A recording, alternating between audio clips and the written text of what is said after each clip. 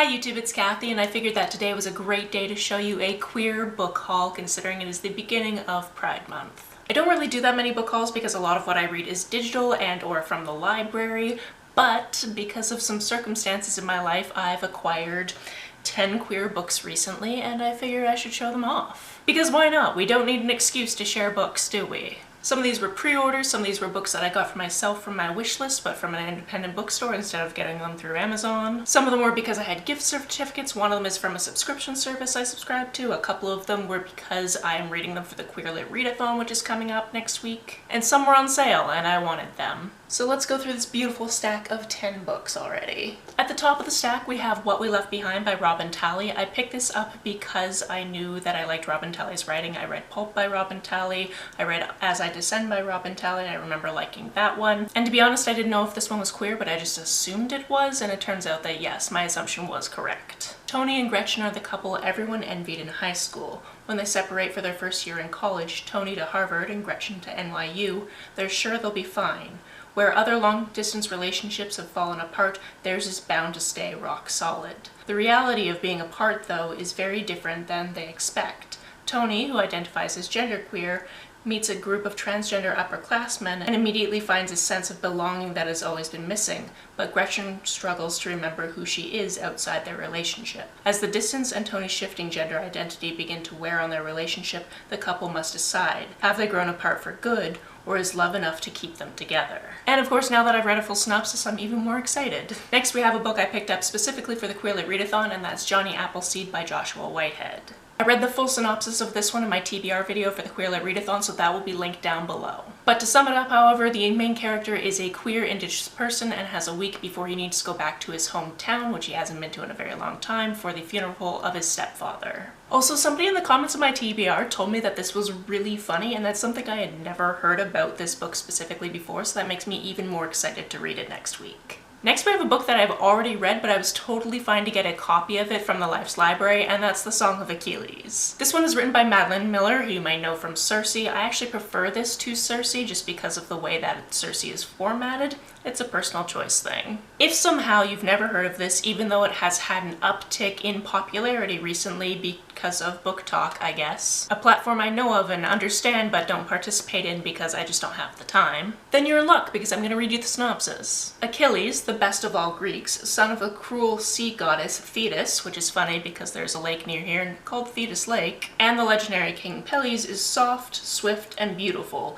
irresistible to all who meet him. Patroclus is an awkward young prince exiled from his homeland after an act of shocking violence. Brought together by chance, they force an inseparable bond despite risking the god's wrath. It's queer Greek mythology. What else could you want? Next, we have a book that I've seen recommended various times and I just never got around to it, and that's Symptoms of Being Human. Riley Kavanagh is many things: punk rock, snarky, rebellious, and gender fluid. Some days Riley identifies as a boy and others as a girl, but Riley isn't exactly out yet, and between starting a new school and having a congressman father running for re-election, the pressure, media and otherwise, is building up in Riley's so-called normal life. On the advice of a therapist, Riley starts an anonymous blog to vent those pent-up feelings and tell the truth of what it's really like to be a gender-fluid teenager. But just as Riley is beginning to settle in at school, even developing feelings for a mysterious outcast, the blog goes viral, and an unnamed commenter threatens to expose Riley's real identity. And Riley must make a choice: walk away from what the blog has created, a lifeline, new friends, a cause to believe in,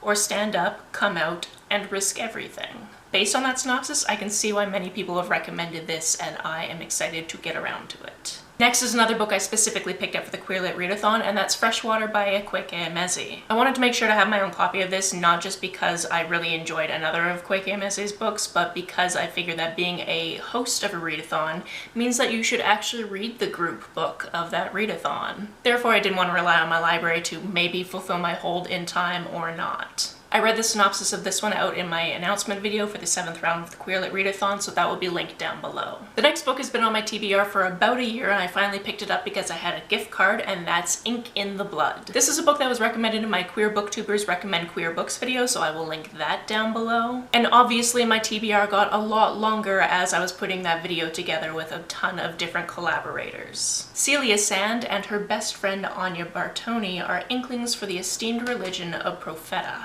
Using magic, they tattoo followers with beautiful images representing the divine's will that guide the actions of the recipients. It's considered a noble calling, but 10 years into their servitude, Celia and Anya know the truth.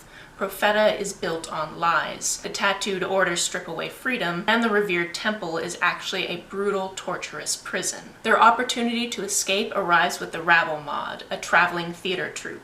Using their inkling abilities for performance instead of propaganda, Celia and Anya are content for the first time, until they realize who followed them. The divine they never believed in is very real, very angry, and determined to use Celia, Anya, and the Rabble Mob's now famous stage to spread her deceitful influence even further. To protect their new family from the wrath of a malicious deity and the zealots who work in her name, Celia and Anya must unmask the biggest lie of all, Profeta itself. This just sounds incredibly badass. Next up is an arc sent to me directly from the author, and that's Affliction Growing Up with a Closeted Gay Dad by Laura Hall. It's really all in the title there, but I'll read you the synopsis anyway. A daughter's tender and frank account of growing up with a closeted gay father, whose double life became her inheritance and, in adulthood, the path to her own healing. I was a little bit hesitant in accepting this one because it's written from the perspective of a woman whose father was queer, as opposed to the father telling his own story. However, from what I kind of read up about the book, it is very respectful to his orientation, so I'm hoping that this is going to be a hit. At the very least, it's a perspective I don't think I've read from before. Next, we have a book that was actually recommended in my book recommendations for theater lovers collaboration, and that is The Curse of the King. So of course, obviously, that will be linked down below as well. Laura Wilson is the heir to an ancient curse. As a young witch descending from the very powerful trio of witches that had cursed Macbeth, the pressure she faces daily is non-stop. When Laura is forced to participate in her school's rendition of the classic play, she gives herself a single task. She must break the curse once and for all. This task proves itself a bit more difficult than she could have imagined when a miscast spell leads to the summoning of her dead ancestor, Cecily Wilson, one of the very witches that cursed Macbeth. As Laura attempts to send her resurrected relative back beyond the veil, she is faced with one of the harsh realities of high school, having a crush on her best friend Holly. However, things only get more complicated as Holly pines after Peter, a lonely, quick-witted vampire. While she grows closer to Cecily, Laura sees firsthand the true horrors of being a witch in Elizabethan England as demonic forces arise in her little town of Shipley Hollow. Can Laura break the curse and save her family name before the curtains rise on opening night? It's got high school crushes, it's got theater, it's got witches, it's got resurrections, it's got a vampire. It's got it all. Penultimately is a book that I pre-ordered, and that's Off the Record by Cameron Garrett. I really love Full Disclosure by this author, so I'm looking forward to getting into this one as well. Ever since 17-year-old Josie Wright can remember, writing has been her identity, the thing that grounds her when everything else is a garbage fire. So when she wins a contest to write a celebrity profile for Deep Focus magazine, she's equal parts excited and scared, but also ready. She's got this. Soon Josie is jetting off on a multi-city tour, rubbing elbows with sparkly celebrities, frenetic handlers, stone-faced producers, and eccentric stylists. She even finds herself catching feelings for the subject of her profile, dazzling young newcomer Marius Cannett. Josie's world is expanding so rapidly she doesn't know whether she's flying or falling.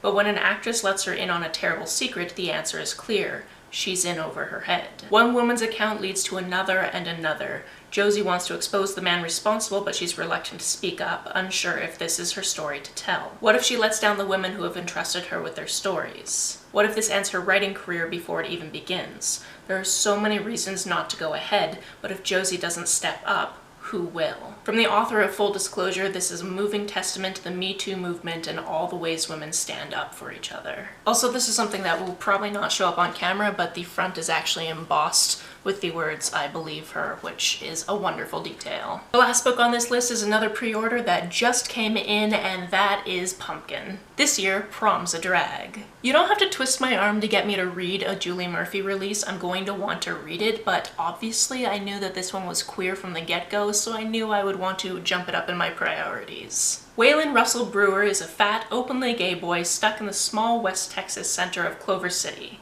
His plan is to bide his time until he can graduate, move to Austin with his twin sister Clementine, and finally go full Waylon so that he can live his Julie, the hills are alive with the sound of music, Andrew's truth. So when Clementine deviates from their master plan right after Waylon gets dumped, he throws caution to the wind and creates an audition tape for his favorite TV drag show, Fiercest of Them All. What he doesn't count on is the tape getting accidentally shared with the entire school. As a result, Waylon is nominated for prom queen as a joke. Clem's girlfriend, Hannah Perez, who we know from Dumplin', also receives a joke nomination for prom king. Waylon and Hannah decide there's only one thing to do: run and leave high school with a bang. A very glittery bang. Along the way, Waylon discovers that there is a lot more to running for prom court than campaign posters and plastic crowns, especially when he has to spend so much time with the very cute and infuriating prom king nominee, Tucker Watson. Waylon will have to learn that the best plan for tomorrow is living for today, especially with the help of some fellow queens. I loved Dumplin', I loved Puddin', I'm gonna love Pumpkin. And there you have it. There is a stack of queer books that I have hauled for one reason or another recently. Which of these books is on your TBR, and which of these books are now on your TBR because of this video? Let me know about it down in the comments below. On the way down to the comments, if you hit that subscribe button, that would be very nice of you.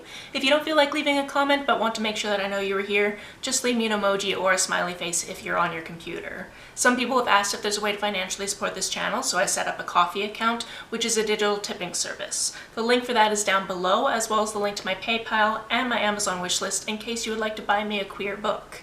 You can like and share this as you see fit, and I will see you very soon. Bye!